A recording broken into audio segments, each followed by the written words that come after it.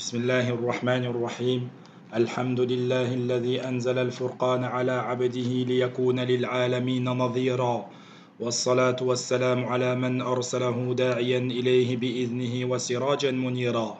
Bienvenue à vous dans cette 19e rencontre des leçons de tafsir de Surat al-Fatiha. Nous nous étions arrêtés à la 17e faïda qui évoquait la parole d'Allah: guide-nous vers le chemin droit, le chemin de ceux que tu as comblés de tes bienfaits, non de ceux qui ont couru ta colère et ni des égarés.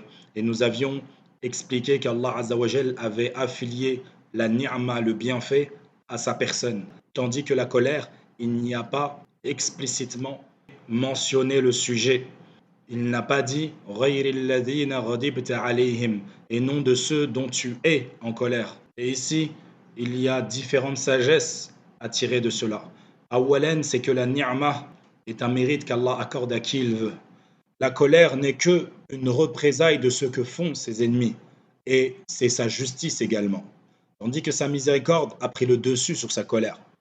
Et il a affilié à lui la caractéristique la plus parfaite entre ces deux, c'est-à-dire entre la miséricorde et la colère. Comme on l'a déjà dit dans les cours précédents, rien ne ressemble à Allah. Sa colère est parfaite et elle scie à son immensité, à sa perfection. Et sa miséricorde est parfaite et elle scie à sa perfection. Mais entre les deux perfections, qui toutes les deux appartiennent à Allah, celle qui est la plus en accord avec la perfection, c'est la miséricorde. Et c'est pour cela qu'il l'a fait précéder, car sa miséricorde est plus forte et elle est plus prompte. Allah, il fait miséricorde rapidement. Il suffit à un homme d'avoir commis du shirk toute sa vie, ce que Allah déteste le plus, ce que Allah ne pardonne pas si on ne lui demande pas pardon. Et pourtant, si il prend la peine de faire l'odo et de faire 2 unités de prière en demandant sincèrement pardon à Allah pour toutes les associations qu'il aurait pu faire par le passé, Allah le pardonne sur le champ. Et ceci est la manière dont est venu le Coran, dans le fait d'avoir retranscrit et d'avoir mis en avant la bonté et la générosité d'Allah Azzawajal et de lui avoir affilié. Et le fait d'effacer le sujet dans tout ce qui est en contradiction avec cela. Comme dans la parole d'Allah Azzawajal, comme dans la parole des djinns qui ont cru en Allah, ils disent وَأَنَّا لَا نَدْرِي أَشَرٌ أُرِيدُ بِمَنْ فِي الْأَرْضِ أَمْ أَرَادَ بِهِمْ رَبُّهُمْ رَشَدًا. Nous ne savons pas si on veut du mal aux habitants de la terre ou si leur Seigneur veut les mettre sur le droit chemin.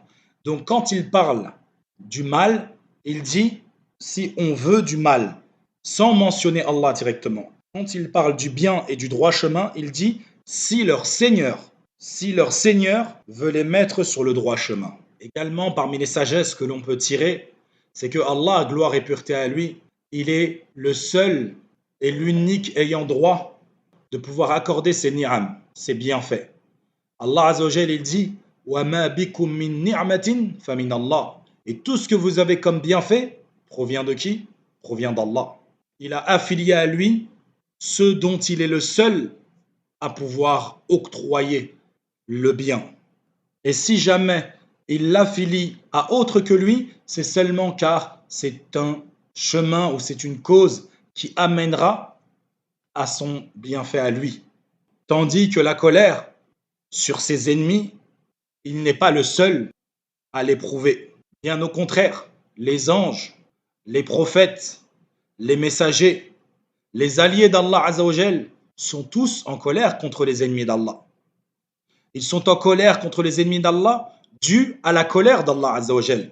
Donc ils aiment ce que Allah aime et ils sont en colère et ils détestent ce que Allah déteste, car ils sont croyants. Et c'est pour cela que dans la parole, quand il dit Al-Mardoubi alayhim bimuwafaqati awliyaihi lahu min ad-dalalati ala tafarrudihi bil in'am.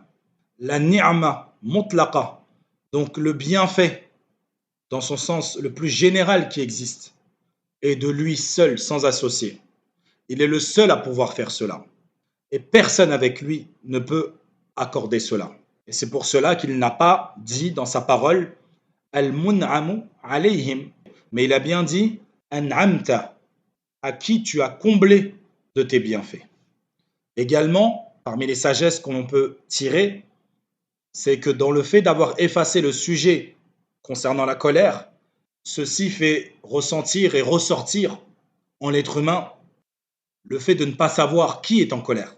Quel est cet être à qui tout appartient qui est en colère? Ceci, au final, montre le peu de considération qu'Allah a pour ceux qui subissent sa colère. Et qu'au final, ils sont petits et ne valent rien auprès d'Allah. Ce qu'il n'a pas fait pour la ni'ma, c'est une éloge, c'est une générosité de celui qui donne envers celui à qui on a donné. Et même pour celui qui a reçu, c'est une éloge pour lui. Donc le fait d'effacer le sujet concernant la colère, c'est un rabaissement de celui qui subit cette colère. Exemple, si on évoque une personne connue, si je te dis Abu Bakr as-Siddiq radiallahu an, il m'a donné telle et telle chose, ce n'est pas comme si je te disais un tel, où j'ai entendu dire qu'une personne avait donné à Foulen tel et tel bien. Là, c'est différent. Automatiquement, tu vas te sentir honoré du fait que Abu Bakr as-Siddiq radiallahu an t'a accordé, t'a donné quelque chose. Donc, pareil, lorsque tu sais qu'un roi a donné quelque chose à un ami à toi, c'est pas quand c'est monsieur tout le monde. Et ceci montre la considération qu'il a envers toi. Et donc les gens automatiquement vont te considérer. Car au final, on comprendra que le roi qui t'a accordé telle ou telle chose, il a retiré de lui pour te donner à toi.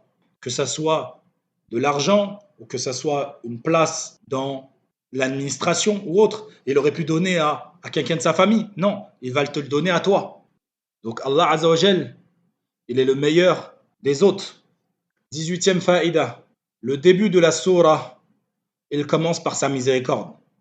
Le milieu de sa sourate, il évoque la guidée. Et la fin de sa sourate, il évoque les bienfaits, les faveurs qu'il a accordées. Et les savants, ils expliquent et ils disent que la part de ce que le serviteur a comme faveur, comme bien, dépend de la part qu'il aura dans la guidée. Et la part qu'il aura dans la guidée dépendra de la part qu'il prendra de la miséricorde d'Allah Azza wa Jal. Toute l'affaire revient à la miséricorde d'Allah Azza wa Jal. La faveur d'Allah et la miséricorde d'Allah sont indissociables. Et sont indissociables de sa seigneurie. C'est-à-dire que c'est lui qui en dispose comme il veut. Et il ne peut être autrement. C'est-à-dire Allah, il ne peut être que miséricordieux et favorable ou donateur de ses faveurs. Et ceci également, le fait qu'il est indubitablement et à tout instant miséricordieux et généreux, fait partie de sa ilahiyya, de son adoration, du fait que c'est lui qui est adoré en toute vérité. Il est le Dieu en toute vérité. Il est l'adoré en toute vérité. Et même si les incroyants, les mécréants décidaient de le mépriser et de ne pas croire en cela. Et sa justice est au-dessus des mouchrikines. Elle est présente. Et elle est pleine de miséricorde. Celui qui réalise réellement la signification de Surat al-Fatiha dans sa science, dans sa connaissance de ce qu'elle apporte, dans les œuvres qu'elle doit te pousser à accomplir, dans la situation dans laquelle tu dois te sentir, certes tu auras gagné. Tu auras gagné d'une victoire éclatante et tu auras pris de cette vie d'ici-bas une part inestimable, incomparable dans ta servitude à Allah Azza wa Jal, dans ton désir de te soumettre à lui et dans le privilège que tu auras avec ton Seigneur Jalla Jalalu et le fait qu'Allah t'élèvera en degré à l'ensemble des gens qui eux-mêmes adorent Allah, donc à l'ensemble des croyants, tu seras et tu auras une place prépondérante et tu seras un privilégié. فأكتفي بهذا القدر اليوم وصلى الله وسلم على نبينا محمد وعلى آله وصحبه أجمعين.